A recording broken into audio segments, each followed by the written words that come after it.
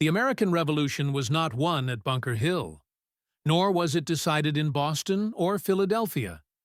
It was in the sweltering fields of the South, through swamps, backwoods, and small towns, that the fate of a new nation was sealed. Yet, this Southern theater is often overshadowed by the tales of Northern glory.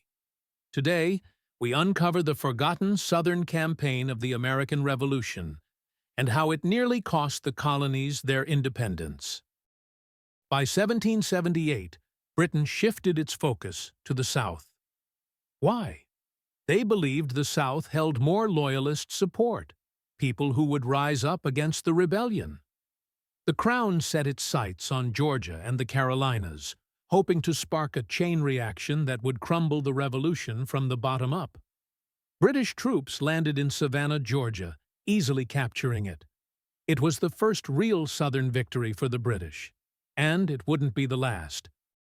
Outmanned and outgunned, American militias turned to guerrilla tactics. Men like Francis Marion, known as the Swamp Fox, used the terrain to their advantage. They launched surprise raids, ambushes, and disappeared into the marshes before British troops could react. These tactics weren't glamorous, but they were effective.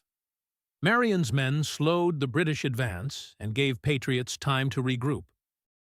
In August 1778, the Continental Army under General Horatio Gates met British forces at Camden, South Carolina. Gates had just come off a win at Saratoga and was overly confident. But at Camden, his troops were outnumbered, underfed, and poorly trained. The result?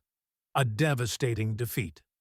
Over 2,000 American troops were killed or captured. It was a major blow to the Revolution. But the tide began to turn. In January 1781, American forces under Daniel Morgan decisively defeated the British at Cowpens. The battle was a tactical masterpiece, with Morgan outsmarting British commander Banastre Tarleton using a clever double envelopment. A few months later, Nathaniel Greene engaged Cornwallis at Guilford Courthouse. Though technically a British victory, it came at a heavy cost. Cornwallis lost nearly a quarter of his men. These battles bled the British dry. In the South, both enslaved Africans and Native Americans were drawn into the war. The British offered freedom to enslaved people who escaped and joined their forces, forming units like the Black Pioneers. Native American tribes were split. Some allied with the British to protect their lands.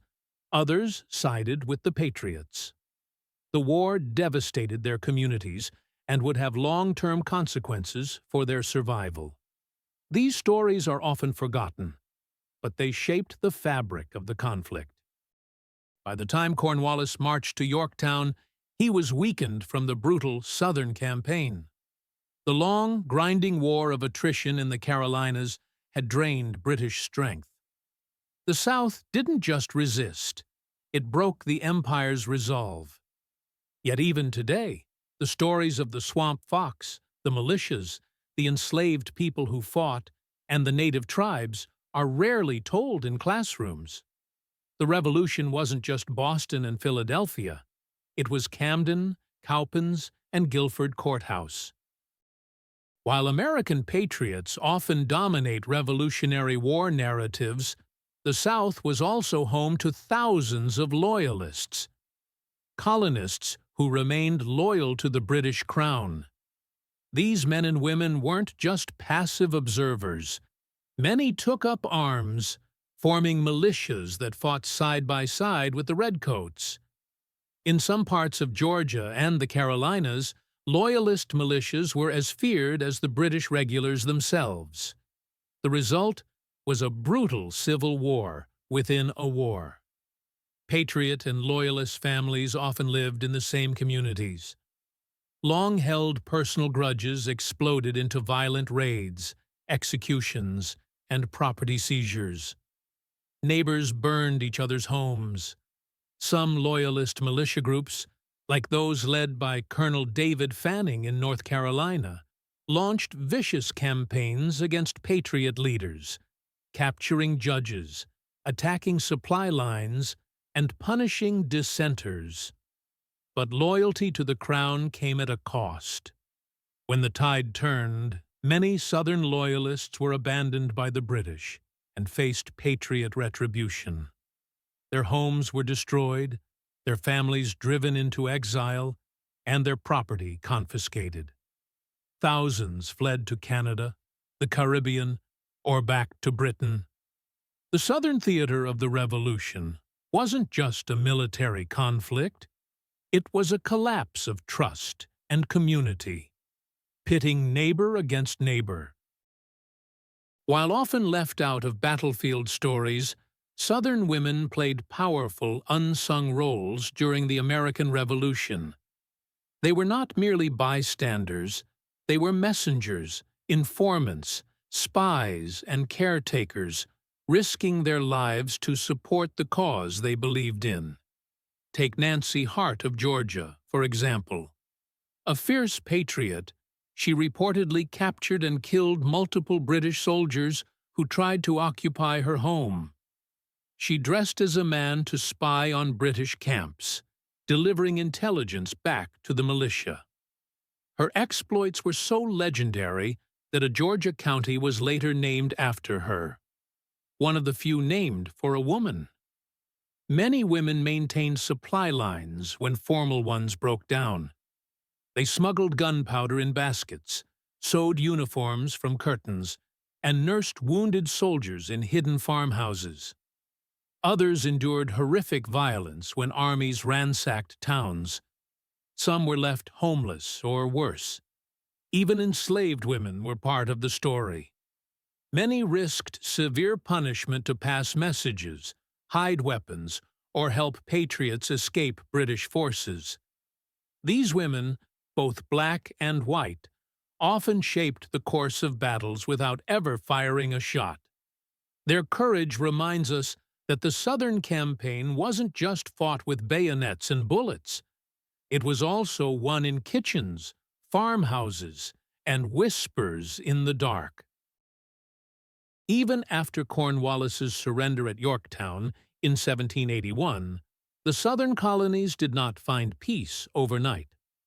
Far from it, the South remained a region in chaos, plagued by guerrilla warfare, revenge killings, and economic collapse. Loyalist militias still operated in remote areas, refusing to lay down arms.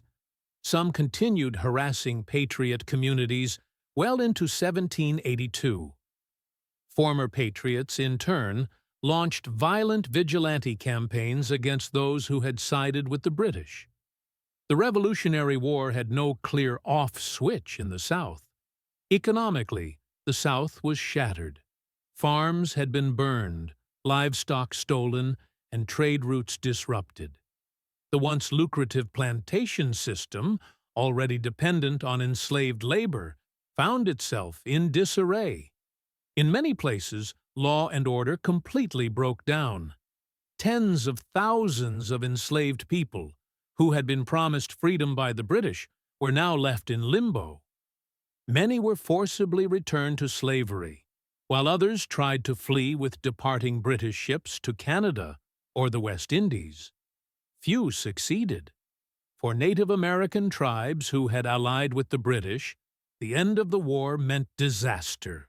With British power gone, American settlers poured westward into tribal lands, sparking fresh violence and displacement.